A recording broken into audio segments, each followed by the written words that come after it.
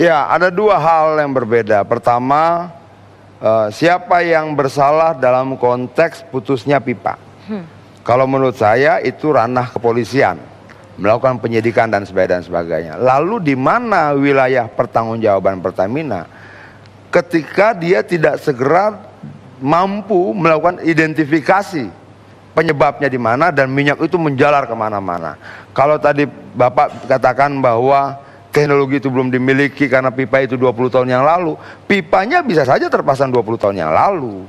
Tapi teknologi bisa dipasang, digunakan, segala macam bisa. Ini kan sama seperti, sederhananya begini, sama seperti orang niup balon, langsung terasa karena itu pipa loh, bukan tempat penampungan. Artinya ada minyak yang dipompa, kalau dia bocor langsung ketahuan kok asalnya di mana.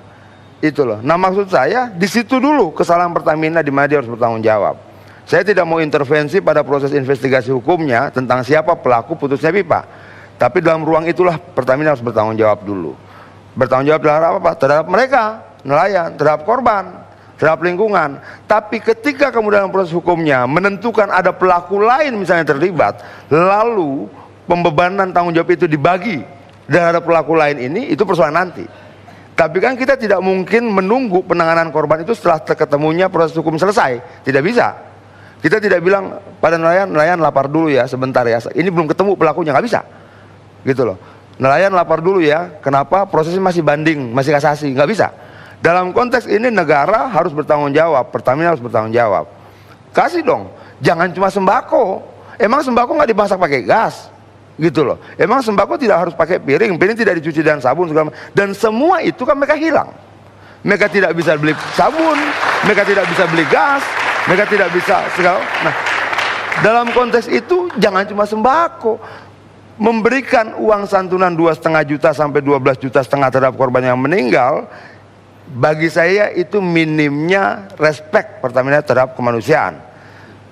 Pembagian sembako ini juga menunjukkan sense of humanity Pertamina lemah, nggak bisa, gitu loh. Pertamina ini BUMN, tidak sekedar mencari untung, ada tujuan lain dibangunnya BUMN, apalagi terhadap hal yang memang sedikit banyak Pertamina terkait. Menurut saya hitung pendapatan per hari mereka, kalkulasikan dalam jumlah korban, jumlah nelayan yang menjadi korban, dikalkulasikan pada prediksi kapan ikan itu muncul lagi di situ, setahun kah, 10 bulan kah? Kapan udang itu ada lagi di situ? Kapan kemudian tanah, dana dan laut itu bisa difungsikan seperti sedia kala, walaupun tidak sesempurna awalnya. Itu dikalkulasi dan itu gampang kok. Dan saya pikir untuk memberikan santunan 1 miliar kepada korban jiwa, lalu memberikan pembiayaan hidup mereka sampai bisa normal kembali hidupnya, Pertamina duitnya banyak banget. Bener Mas Hadim, banyak ya. duitnya. Coba. Nah, banyak kebetulan Pertamina mitra saya di Komisi 7. Di Komisi 7. Artinya kalau misalnya kemudian untuk hal-hal gaya hidup yang lain kita omongin kesel, tapi untuk ini tidak bertanggung jawab ngeselin juga. Itu loh, artinya lebih baik semua aktivitas-aktivitas yang menurut saya tidak berguna yang dilakukan Pertamina dalam sekian banyak aktivitas yang lain di luar fungsinya sendiri, tiadakanlah untuk ganti ini. Bisa Mas Hadim? Jadi begini, pada waktu hari Senin kemarin kan Bang Adrian juga ke sana dan memberikan beberapa catatan-catatan tentang ganti rugi misalnya peralatan nelayan, terus hari, terus kemudian perbaikan kapal, bukan perbaikan, ganti kapal, itu sebagian besar sudah kita lakukan. Apa yang disampaikan oleh Bang Adrian itu kita sudah lakukan. Juga termasuk yang disampaikan tadi, misalnya 1 hari berapa sih, terus dikali harinya gitu ya. Itu sudah kami lakukan. Sudah dihitung atau sudah dikasih? Sudah dilakukan, sudah dikasih. Sudah dikasih dari 5 Bang, yang korban dari 5, 3 sudah mau menerima, tapi yang 2 belum. Berapa besarannya? Besarannya begini, saya sebetulnya agak gimana ya, ini bukan angka yang rahasia, tapi saya sebenarnya agak miris karena tadi kita juga lihat dari keluarga korban masih begitu berduka. Tapi paling nggak angkanya kita dapat bisa ambil dari angkanya keputusan Menteri Keuangan tentang kecelakaan di laut dan juga LLP dari kelautan. Itu yang kami jadikan patokan untuk kepada kecelakaan di laut istilahnya. Untuk angka itu yang kita pakai. Bantuan premi asuransi, itulah yang kita pakai angkanya untuk kecelakaan di laut dari KKP dalam hal ini dalam meninggal di laut. Ini kecelakaan di laut dalam situasi apa nih? Betul. Memang situasi tidak sama. Mereka Betul. tidak celaka. Betul. Pertamina nggak umumkan ada genangan minyak. Iya. Nelayan langsung bawa dorong perahu masuk terjebak dalam genangan minyak. Mesin kapalnya mati. Mau berenang nggak bisa, dorong kapal nggak bisa, ada percikan api entah dari mana sebabnya, menjalar meledak. Jangan dikatakan sebagai kecelakaan di tengah laut dalam hal yang biasa. Betul. Itu makanya angka yang kalian berikan itu harus angka yang memang menurut saya paling tidak merepresentasikan wajah negara, sisi humanisnya. Bahwa negara ini peduli pada rakyatnya. Apalagi kemudian korban itu terjadi sedikit banyaknya akibat dari rangkaian kelalaian, kecerobohan dan sebagainya.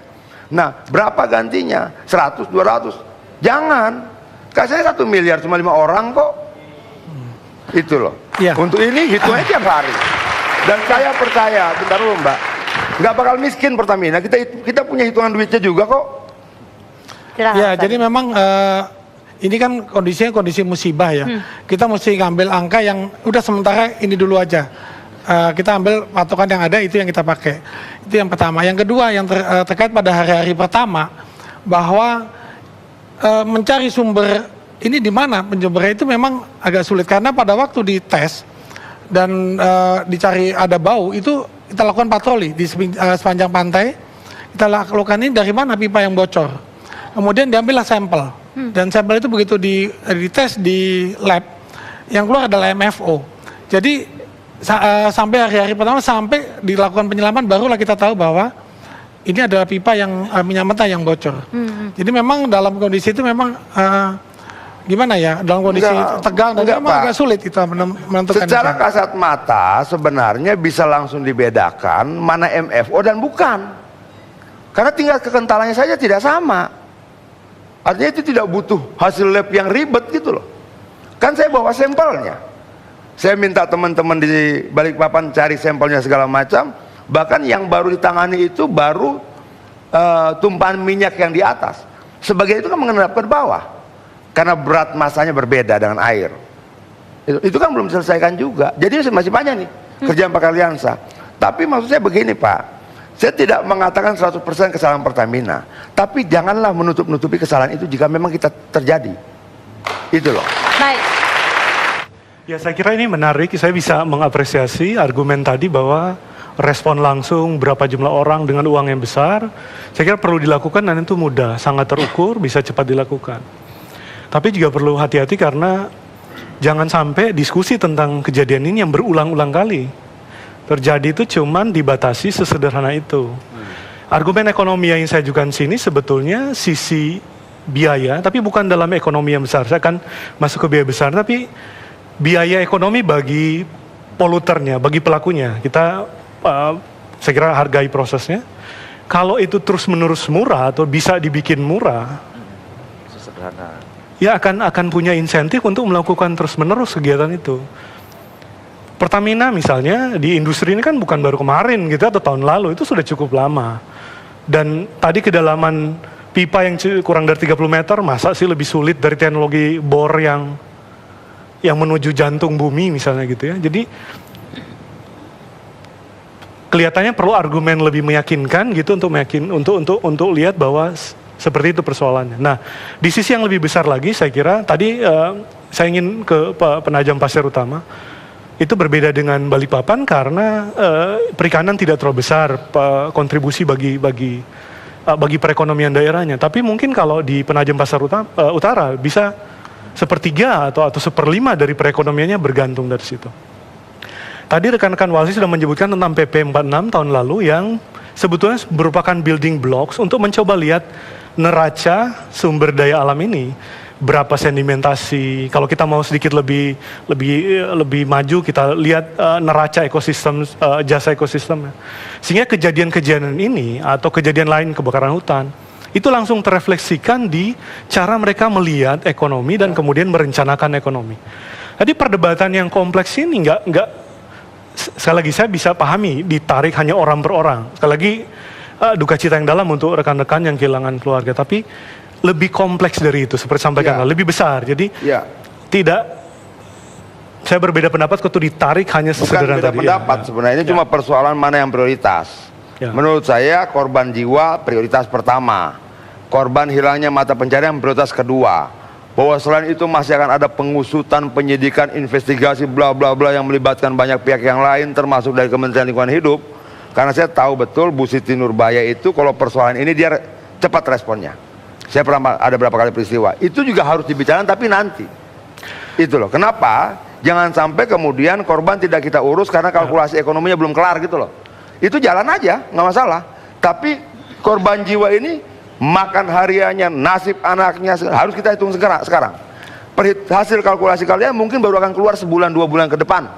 Tapi kan bukan berarti mereka kita suruh menunggu nafkahnya setelah hasil kalkulasi ekonomi itu keluar. Oh enggak, itu perlu dilakukan. Yang tadi perlu dilakukan, maksud saya adalah repetisi. Hati-hati, jangan. Gak ada yang beda, hanya ini prioritas pertama, korban jiwa prioritas pertama, korban lain prioritas kedua. Yang lain hitung saya tidak persoalan. Ya, itu. Bang Adian Apitupulu udah pernah manggil belum mengenai kasus ini RDP pencemaran minyak yang lebih besar tadi katanya? Harusnya jadwal kunjungan kerja kita beberapa hari yang lalu itu ke Sumatera Selatan, tapi karena peristiwa ini kita rapat di internal lalu kita pindahkan kunjungan kerja langsung ke Balikpapan. Dan saya juga datang ke sana. Ya memang kalau ngelihat masalah ini kompleks ya. Ada beberapa hal misalnya terkait dengan sebab putusnya pipa itu. Apakah karena jangkar, apakah karena usia, apakah karena faktor-faktor yang lain. Nah itu juga debatable. Kenapa? Butuh kajian yang luar biasa, pembuktian, penyidikan dan sebagainya. Tapi terlepas dari itu, ada beberapa hal yang kemudian kita anggap tidak cepat ditanggapi oleh Pertamina. Pertamina di sananya. Aroma minyak itu sudah mulai dicium oleh warga jam 2 pagi. Kemudian dari jam 2 sampai jam 9 pagi, jam 9 jam 10 pagi itu ada sekitar waktu 7 sampai 8 jam. Pertamina membiarkan itu. Harusnya segera dibuat semacam woro-woro early warning system itu disampaikan pada seluruh rakyat untuk tidak dulu melaut. Akibat tidak dilakukan itu, ada 5 orang meninggal terbakar tengah laut. Nah, terlepas dari siapa pelaku putusnya pipa dan sebagainya, dalam konteks kelalaian ini Pertamina harus bertanggung jawab. Kenapa harus bertanggung jawab? Karena korban 5 itu terjadi karena tidak diberitahukan. Siapa yang harusnya wajib memberitahukan? Pertamina. Nah, yang menyedihkan buat saya saat itu ketika saya datang bertemu dengan korban, respect yang diberikan Pertamina saya pikir minim. Kenapa? Karena sebagian ada yang terima 2,5 juta, yang paling tinggi 12,5 juta. Jadi waktu kita rapat di Balikpapan, saya marah besar. Saya bilang kita jangan berdebat dulu tentang siapa penyebab putusnya pipa dan sebagainya, tapi pertama korban harus mendapatkan perhatian pertama. Apa sih persoalannya? Karena sampai hari ketiga manajer Pertamina di sana masih ngotot bilang itu MFO. Itu minyak untuk konsumsi kapal, bukan minyak dari dalam pipa. Jadi selama 3 hari berkutatlah orang di sana mencari kapal mana yang bocor. Ketika tidak segera diakui bahwa itu dari pipa, tapi coba cari kambing hitam kapal lain yang bocor, akhirnya investigasi itu tidak segera bisa dilakukan. Berputar-putar segala macam. Nah, saya pikir Pertamina juga harus bisa ngasih sanksi tegas pada Pertamina di wilayah sana yang memang menurut saya sepertinya entah karena takut, entah karena apa, coba memanipulasi informasinya terus menerus. Itu membuat akhirnya proses penanganan menjadi terlambat. Saya tidak tahu, mungkin saja manajernya laporan, Pak sudah aman, bisa saja toh. Itu loh. Nah hal seperti ini, laporan-laporan asal Bapak senang dari tingkat bawah, itu harus diperbaiki dengan baik. Bagaimanapun juga Pertamina ini BUMN. BUMN itu dia mewakili wajah negara di rakyat. Kalau saya bicara dengan korban di sana, harusnya saya bicara juga dengan teman-teman Komisi 7, paling minimal itu korban yang meninggal itu diganti rugi 1 miliar rupiah. Anaknya diurus, disiapkan lapangan pekerjaan di Pertamina kalau kemudian sudah mampu bekerja. Negara harus bertanggung jawab dalam hal ini. Nggak cukup itu 2,5 juta, 12 juta, 100 juta, 200 juta tidak cukup. Baik. Coba kita tanya pada anaknya. Ada seorang perempuan, ini istrinya Wahyu. Wahyu itu salah satu korban dan dia bekerja di El Nusa. Informasi saya dapatkan saat ini dia sedang hamil. Dan anak itu 7-8 bulan kemudian lahir dan tidak akan pernah kenal bapaknya. Bagaimana kita menghitung kerugian ini? Tidak dapatkan kasih sayang, tidak punya orang tua dan sebagainya. Cukup 100 juta, 200 juta nggak cukup. Dan saya pikir dalam konteks ini negara harus bertanggung jawab maksimal.